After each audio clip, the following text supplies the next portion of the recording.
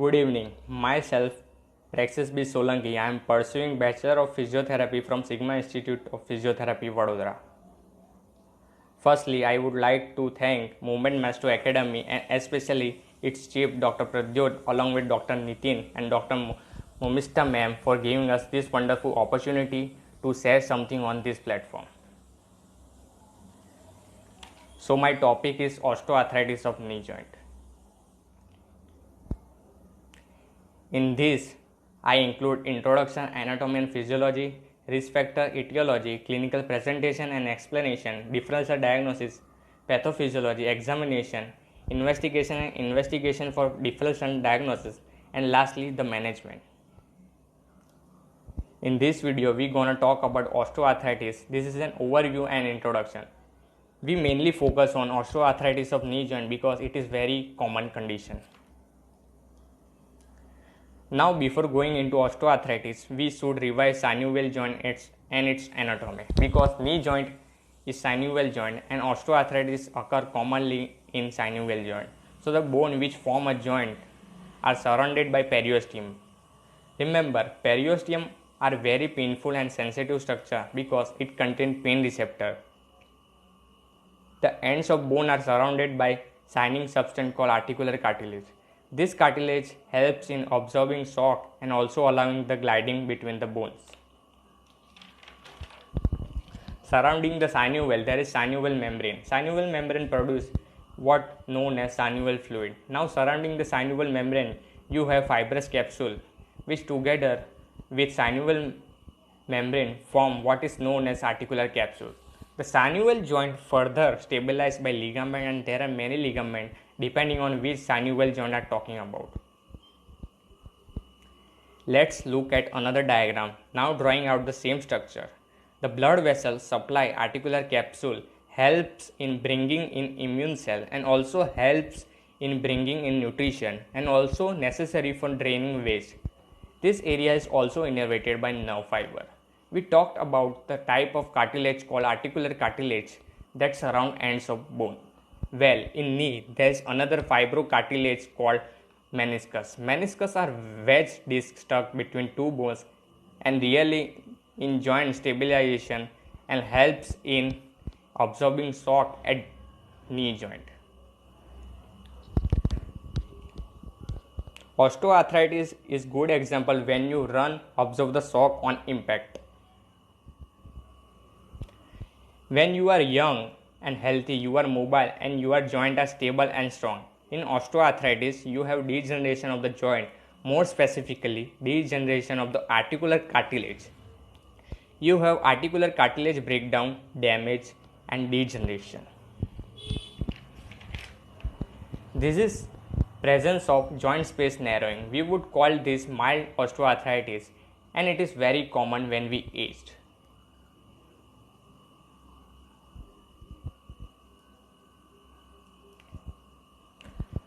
However, there are many risk factors which predispose in increased risk of early OA. This include age in female, age greater than 50, obesity, increased stress on knee joint, previous knee injury such as sports injury, and also have lower leg deformity or malalignment such as bow leg or knock knees. This is essential means having varus or valgus. There are also rheumatic disease and genetic which are risk factor for developing OA. Mild osteoarthritis occur, progression is inevitable and it can be slow or it can be fast. Severe osteoarthritis can occur. Here you can have bone on bone, joint space narrowing, lost articular cartilage and formation of bone space called bone spurs called osteophyte. Now classification. One way osteoarthritis categorized into primary and secondary osteoarthritis. Primary include idiopathic where there is no preceding injury and osteoarthritis is result of old age and degeneration. Secondary osteoarthritis is different. It is as usually due to something else. Example, congenital abnormality, trauma, inflammatory arthropathy. Now, clinical presentation. Sign and symptom include pain exaggerated with exercise and relief with rest. Weather also shown to influence the pain. Stiffness of joint. In severe osteoarthritis, pain can even occur at rest and at night. In severe osteoarthritis, you observe malalignment of knee joint, genu valgus or genu varus, and this will depend on where osteoarthritis is located at the joint, medially or laterally. Clinical examination. Muscle wasting. The patient may be overweight. In osteoarthritis, there may be tenderness on joint palpation plus osteophyte. There can be presence of joint effusion, crepitus is common, and also reduced joint movement.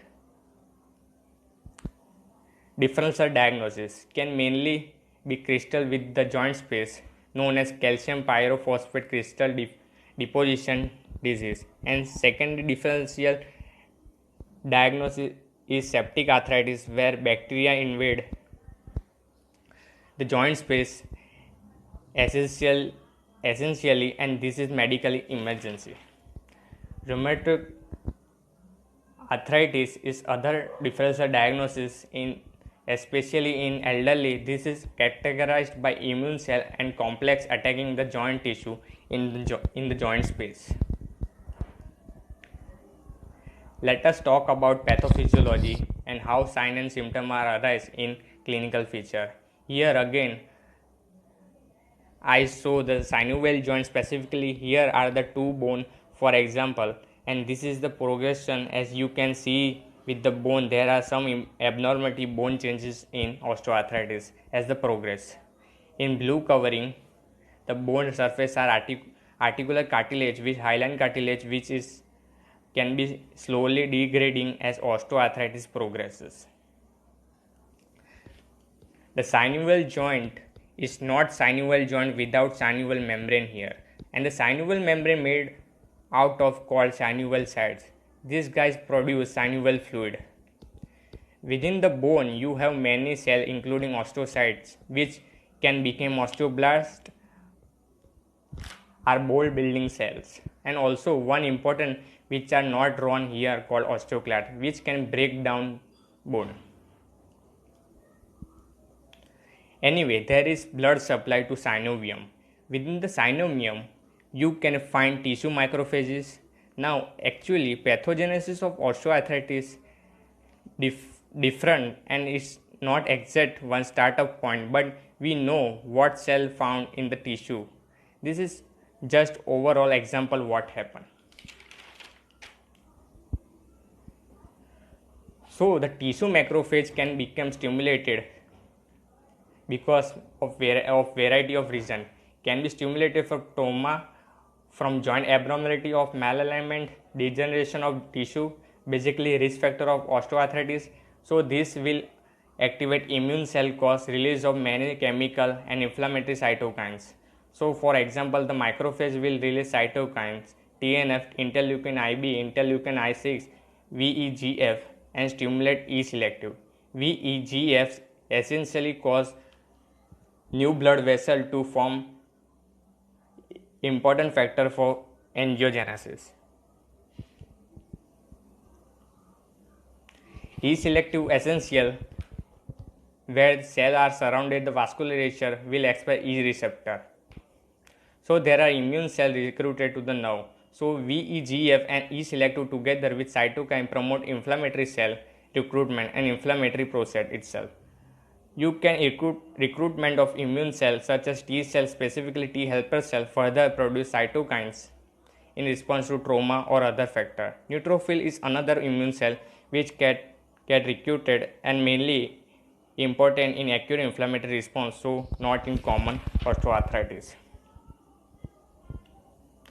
T cell, macrophage and all cytokines produced in the area stimulate the synovium sites to produce protease. The neutrophil are already in fluid produce proteases. Proteases are enzymes which break down protein, and these are very destructive, can be damaged surrounding tissue, cartilage destruction.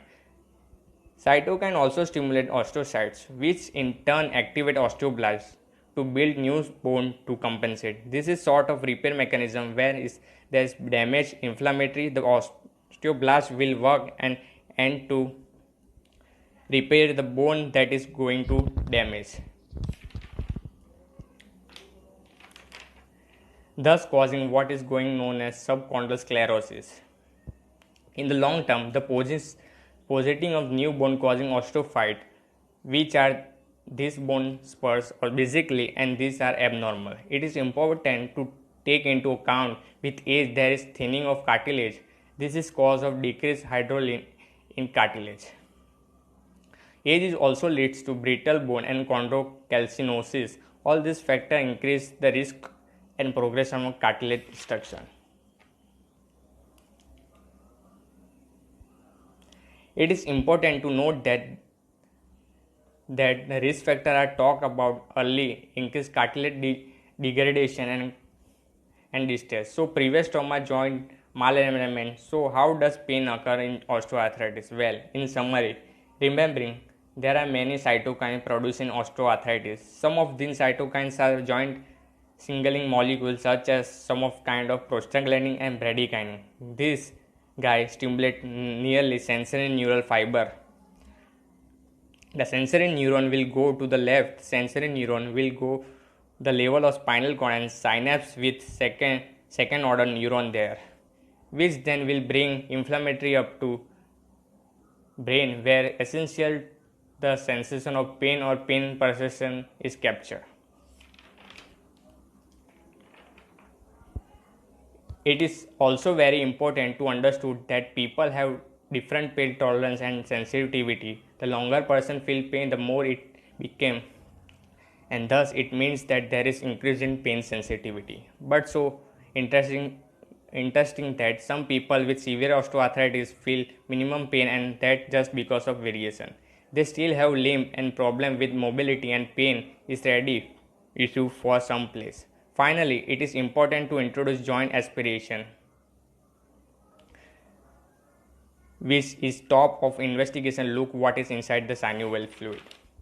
It is investigation performed with any patient with monoarthritis and one inflammatory joint. It is important because doctor want to differentiate the other causes of monoarthritis such as septic arthritis or gout. Anyway, synovial fluid aspiration involves drainage of the fluid from joint space and analyzing the fluid with monoscopy.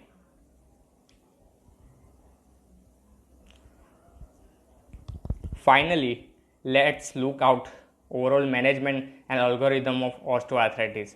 So it is important to take history to find out trauma associated with fever. Next, it is important to examine the joint if it is knee joint. Perform full knee examination. In investigation that very important essentially. It's an X-ray of joint. For osteoarthritis, there is good acronym to look out the change in seen in osteoarthritis. This is LOSS acronym. L is for loss of joint space, O is for presence of osteophytes, S is for subchondral sclerosis, and other is for subchondral cyst. Other investigation that can be performed is to help exclude differential diagnosis and look at the severity of osteoarthritis, and this include looking at ESR, rheumatoid factor, anti-CCP. Joint aspiration can also be performed, that is talked about earlier, and MRI is very good for looking at soft tissue involvement, but remembering X-ray is better initially. After diagnosis, the management is held.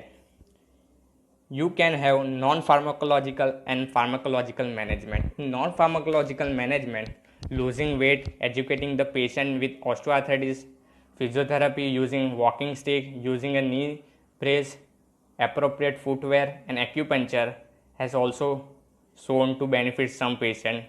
Heat cold therapy.